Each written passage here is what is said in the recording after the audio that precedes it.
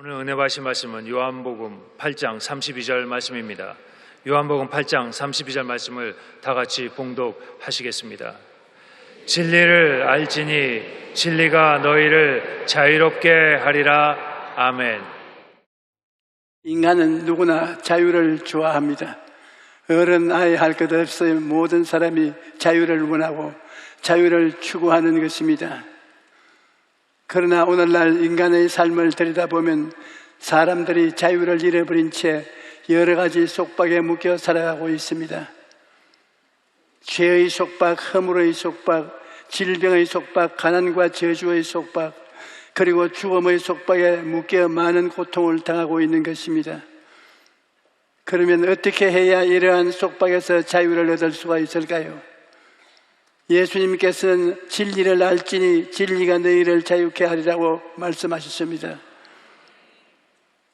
우리가 예수님이 주신 자유를 누리고 성공적인 신앙생활을 하기 위해서는 첫째로 진리가 무엇인가를 분명히 알아야 합니다. 예수님께서는 내가 곧 길이요 진리요 생명이니 나로 말미암지 않고는 아버지께 올 자가 없나니라고 말씀하셨습니다. 그러므로 예수님이 바로 진리이신 것입니다. 예수님께서는 이 땅에 오셔서 어두움에 취한 세상에 진리의 광채와 향기를 뿌리셨습니다. 우리의 죄를 대신 짊어지시고 십자가에 죽으시고 3일 만에 다시 살아나셔서 우리를 모든 속박에서 자유케 하는 일을 다 이루시고 하나님의 보좌에 앉으셨습니다. 그러므로 예수님이 오시는 것은 그를 믿는 자에게 자유를 주는 기쁜 소식인 것입니다. 누가복음 4장 18절에 19절에 주의 성령이 내게 임하셨으니 이는 가난한 자에게 복음을 전하게 하시려고 내게 기름을 부으시고 나를 보내사 포로된 자에게 자유를, 눈먼 자에게 다시 보게 함을 전파하며 눌린 자를 자유케 하고 주의 은혜의 해를 전파하게 하려 하심이라고 말씀하셨습니다. 그러므로 누구든지 진리이신 예수를 믿고 구주로 영접하면 죄로 말미암은 속박에서 벗어나 자유를 누릴 수가 있는 것입니다. 뿐만 아니라 우리가 진리이신 예수님을 알면 믿음과 평안을 가질 수가 있습니다. 믿음이 없이 마음에 평안이 없고 평안이 없으면 입술의 말에도 권세가 없습니다. 평안이 없는 설교는 성령 충만이 전혀 없는 것입니다. 그러나 믿음이 있으면 마음속에 평안이 있고 평안이 있으면 입술의 말에 권세가 있는 것입니다. 예수님과 제자들이 조그마한 어선을 타고 갈릴리 호수를 건너갈 때 큰 광풍이 불어서 배가 뒤집혀질 위기에 처했습니다. 그때 제자들은 공포심이 극에 달해서 배 한쪽에서 발베개를 하고 주무시는 예수님을 흔들어 깨웠습니다. 주님, 우리가 죽게 된 것을 돌보지 아니하시나이까? 그러자 예수님께서 잠에 깨어나 바다와 파도를 향해 잠잠하라, 고요하라 하고 꾸짖으셨습니다. 그러자 즉시 바람이 그치고 아주 잔잔하게 되었던 것입니다. 예수님의 마음이 지극히 평온하셨기 때문에 예수님의 말에 능력과 권세가 따랐던 것입니다. 다윗과 골리앗의 싸움을 보아도 믿음과 평안이 얼마나 중요한가를 알 수 있습니다. 소년 다윗은 하나님을 믿었기 때문에 골리앗 앞에서도 마음속에 평안이 있었습니다. 히브리서 11장 6절에 믿음이 없이는 하나님을 기쁘시게 하지 못하나니 하나님께 나아가는 자는 반드시 그가 계시는 것과 또한 그가 자기를 찾는 자들에게 상 주시는 이심을 믿어야 할지니라고 말합니다. 다윗이 마음속에 가지고 있던 믿음과 평안이 하나님을 기쁘시게 했기 때문에 골리앗과의 싸움에서 승리할 수 있었던 것입니다. 시편 107편 28절에서 30절에 이에 그들의 고통 때문에 야훼께 부르짖으며 그가 그들의 고통에서 그들을 인도하여 내시고 광풍을 조용하게 하사 물결을 잔잔케 하시는도다. 그들이 평온함으로 말미암아 기뻐하는 중에 야훼께서 그들이 바라는 항구로 인도하시는도다라고 말씀합니다. 그러므로 우리는 문제가 크든 작든 상관없이 믿음과 평안을 구해야 합니다. 하나님의 말씀을 부지런히 읽고 묵상하고 진리를 마음속에 가득 채우고 실천하면 우리 마음속에 평안이 임하고, 그러면 하나님께서 우리를 소원의 항구로 인도하시는 것입니다. 둘째로, 우리가 진리를 따라 살아가기 위해서는 성령의 충만함을 받아야 되는 것입니다. 진리를 아는 것은 좋은 일입니다. 그러나 그 진리를 따르는 것은 쉽지가 않습니다. 왜냐하면 인간에게는 대부분 능력과 권세가 없기 때문입니다. 예수님께서는 보혜사 곧 아버지께서 내 이름으로 보내실 성령, 그가 너희에게 모든 것을 가르치시고 내가 너희에게 말한 모든 것을 생각나게 하리라고 말씀하셨습니다. 그러므로 성령께서 도와주셔야만 진리를 깨닫고 따르게 되는 것입니다. 예수님의 제자들은 3년 반 동안이나 예수님 가장 가까이에 있으면서 예수님의 가르침을 받았습니다. 그럼에도 불구하고 그들은 예수님이 십자가에 달려 죽으신 후 유대인을 두려워하여 숨어 있었던 것입니다. 그러나 오순절 날에 성령을 받고 나서는 제자들이 완전히 달라졌습니다. 그들은 성령의 도우심으로 예수님이 누구신가를 깨닫게 되자 더 이상 사람을 두려워하지 않았습니다. 목숨을 걸고 담대하게 나가서 많은 사람들 앞에서 십자가에 못 박히신 예수님을 전했습니다. 제자들이 이렇게 살 수 있었던 것은 성령께서 함께 하셨기 때문입니다. 이와 같이 진리를 따르는 것은 성령께서 도와주시지 않고는 불가능합니다. 그러므로 우리는 늘 성령님의 도우심을 구해야 합니다. 오 하나님, 성령께서 도와주시지 아니하시면 진리를 알면서도 사망의 길을 쫓아갑니다. 오 하나님, 우리에는 예수님을 쫓는 삶을 살게 하소서. 생명의 성령께서 죄와 수렁에서 건져 주시옵소서. 이렇게 성령의 도우심을 얻기 위하여 늘 기도해야 하는 것입니다. 셋째로, 예수님께서 주신 자유를 누리려면 성공적인 삶을 살기 위해서는 꿈을 품고 뜨겁게 기도해야 합니다. 제가 예전에 아랍에미리트의 아부다비라는 곳에 부흥회를 인도하러 갔는데, 그것은 사막의 땅이라 그야말로 완전히 모래 땅이었습니다. 태양이 뜨겁고 풀 한 폭이 없는, 우물도 없는 버림받은 땅이었습니다. 그런데 거기에 영국 회사가 들어와서 석유를 발견했어요. 알고 보니 그 모래 땅이 석유 위에 둥실둥실 떠 있는 것입니다. 석유가 발견되자 온 세계 부자들이 돈을 다 투자해서 오늘날은 황금 땅이 되었습니다. 얼마나 시설이 굉장한지 인류 공항에, 인류 항구에, 고층 빌딩에 온갖 대단한 시설들이 길거리에 가득합니다. 그런데 거기서 관료한 사람이 성회에 참석했다가 제게 말하기를, 목사님, 우리는 석유 위에 서 있는 땅이지만 대한민국은 예수님 위에 떠 있는 땅이군요. 제가 그 말을 듣고 충격을 받았습니다. 그래서 그 말을 듣자마자 맞았어요. 이 땅은 석유 위에 떠 있지만 우리는 마음속에 주님이 들어와서 주님 위에 떠 있습니다. 그렇게 대답을 했던 것입니다. 그러고는 내가 호텔에 와서 생각했습니다. 얼마 안 있으면 사람들이 황금 땅 아부다비를 떠날 때가 올 것이다. 왜냐하면 기름은 한없이 퍼낼 수가 없다. 언젠가는 고갈되고 만다. 그러니 기름 없는 사막의 땅에 누가 와 있겠는가? 그러나 예수님은 그렇지가 않습니다. 한없이 퍼내어도 고갈되지 않고 넘쳐나는 것이 예수님의 은혜인 것입니다. 여러분, 우리는 예수님이라는 황금 땅 위에 떠 있는 것입니다. 예수님께서 우리에게 주신 오중복음은 퍼내어도 끊임없이 솟아나는 은혜의 것입니다. 주님께서 여러분 앞에 한없는 가능성을 넣어 놓으셨습니다. 그리고 난 다음 그곳을 개발하라고 하신 것입니다. 주님께서는 여러분 모두에게 보배를 주셨습니다. 여러분이 발견을 못해서 그렇지 발견하면 그 보배를 개발할 수 있는 것입니다. 나 같은 사람 보고 정치인이 되라고 하면 나는 망했어요. 왜? 나는 정치인이 될 재간이 없습니다. 나보고 사업가가 되라고 해도 사업가가 될 재간이 없습니다. 그러나 성령께서 나에게 목사가 되라고 목사 되는 재질을 주시고 그것을 개간하라고 하셨기 때문에 제가 그것을 개발했던 것입니다.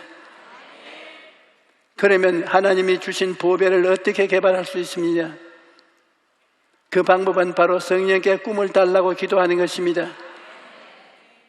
성령께 오시면 젊은이에게는 꿈을, 늙은이에게는 환상을 주십니다. 여러분이 그 꿈과 환상을 받아들여서 그것을 바라보고 믿고 기도하며 입으로 시인하면 기적이 나타나게 되는 것입니다. 우리 교회 자매님 한 분이 강제로 부모에게 떠밀려서 유학을 가서 경제학을 공부하는데 대학 3년까지 죽을 애를 쓰고 공부해도 너무나 하기가 싫었다는 것입니다. 얼마나 힘이 들었던지 나중에는 죽고 싶은 생각까지 하게 되었는데 어느 날 한국에 왔다가 우리 교회 앞을 지나가게 되었습니다. 마음도 심란하고 그러니까 교회나 한번 가볼까? 그리고 교회에 들어왔는데 어머니가 따뜻한 품에 안아주는 것 같더랍니다. 그때부터 우리 교회에 나와서 하나님, 나는 경제학이 공부하기 싫은데 이렇게 구박을 당하고 나아가 나이는 먹어가지요. 시집은 갈지 안 갈지도 모르지요. 나는 절단 강산이 됐습니다. 어떻게 할까요? 그렇게 울면서 기도하는데 하나님께서 그 마음에 꿈을 주신 것입니다. 예수님을 믿고 기도하면 성령님이 꿈을 주셔요. 성령께서 그 자매님에게 미술가가 되라는 것을 꿈을 주셨던 것입니다. 미술가요? 오늘 처음 듣는 말인데요. 그러자 하나님께서 너는 원래 미술가가 될 소질이 있는데 그것을 개발하지 못하고 숨겨 놓으니 그렇게 삶이 불행한 것이다. 이렇게 말씀하셨다는 것입니다. 그래서 집에 가서 부모님한테 나 미술 할래요. 그랬더니 부모님이 화가 나서 집에서 나가라고 확 고함을 쳤습니다.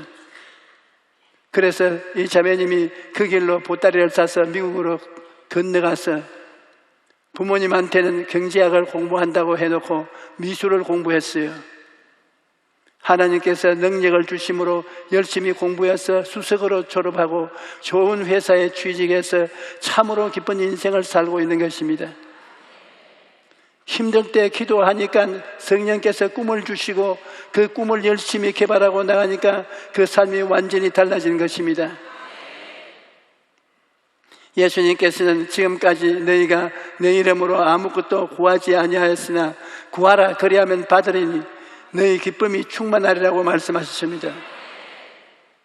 그러므로 우리는 꿈을 품고 시간이 있을 때마다 하나님께 기도해야 합니다. 다른 사람들이 기도할 때 구경하지 말고 내 마음의 소원을 하나님께 아뢰어야 합니다. 사람들이 가끔 내게 와서 이런 말을 합니다. 목사님, 기도하려고 하면 입이 딱 닫혀서 기도가 나오지 않습니다. 왜 기도가 나오지 않습니까? 저는 예수를 믿는 그 시간부터 기도가 잘 나왔습니다. 기도를 못하는 것은 기도가 무엇인지 잘 모르기 때문입니다. 여러분, 어려운 일이 생겼을 때 육신의 아버지에게 의논하는 것처럼 하나님 아버지 앞에 나와서 상의하는 것이 기도입니다. 그러므로 기도할 때 문자를 쓰지 않아도 좋습니다. 여러분이 문자를 쓰지 않아도 미사 여구를 내려놓지 않아도 하나님은 여러분의 기도를 다 알아들으십니다. 만일 여러분의 어린 자녀가 와서 존경하는 아버님 바라옵건대 제게 필통 하나를 사 주시옵소서 그렇게 말한다면 여러분은 아마 이 녀석아 필통이 필요하면 아버지 공부하는데 필통이 필요합니다. 하나 사주세요 라고 말할 것이지, 무슨 말이 그러냐, 너 혹시 어디 아픈 게 아니냐, 그렇게 말할 것입니다. 여러분이 필요한 것을 하나님께 구하면 하나님은 다 알아듣습니다. 그러므로 기도를 어렵게 생각하지 마십시오. 무엇이든지 하나님께 아뢰고 하나님께 구하면 하나님께서 들으시고 응답을 해주시는 것입니다. 그 다음 기도했으면 하나님께서 도와주실 것을 믿어야만 합니다. 여러분이 진실로 하나님을 믿는다는 것은 하나님께 맡기고 믿음에 안심하는 것을 말하는 것입니다. 아무리 주여 믿습니다 하더라도 마음속에 불안, 초조, 절망, 공포가 가득하면 그것은 믿음이 아닙니다. 믿음이란 하나님을 믿고 하나님께 맡기고 마음속에 안심하는 것이 믿음인 것입니다.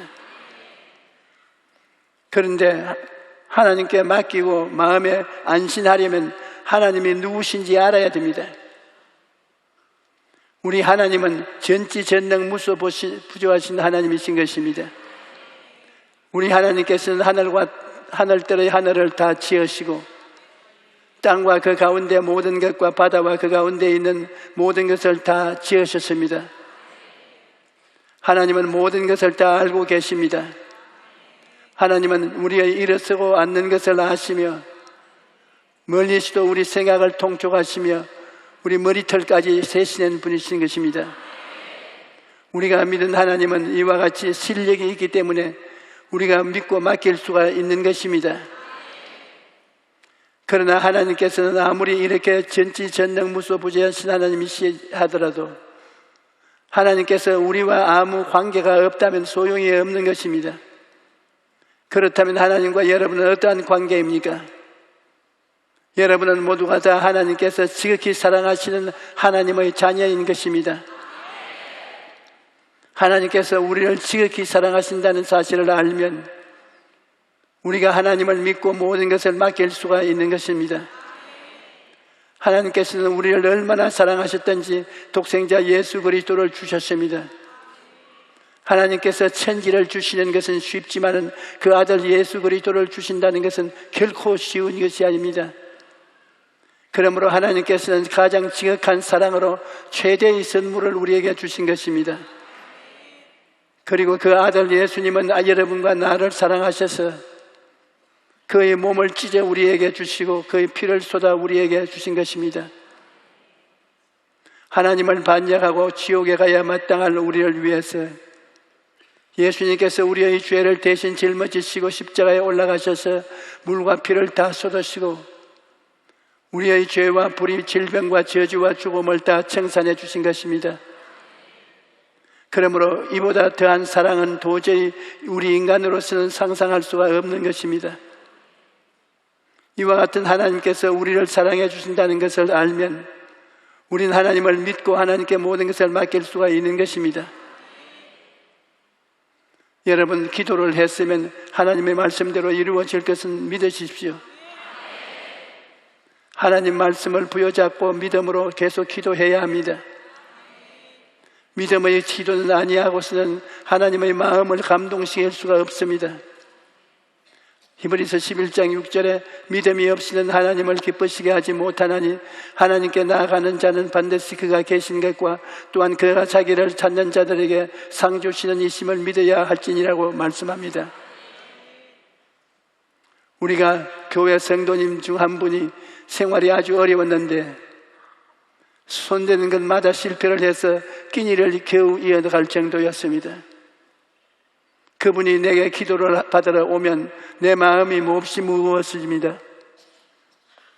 수심이 꽉 들어 찬 얼굴로 내게 기도를 받으러 오는 그를 위해서 제가 늘 기도를 하고 있었습니다. 그런데 하루는 그분 내 사무실에 들어오는데 보통 때와 달리 얼굴이 활짝 깨어 있었습니다. 목사님, 이제 됐습니다.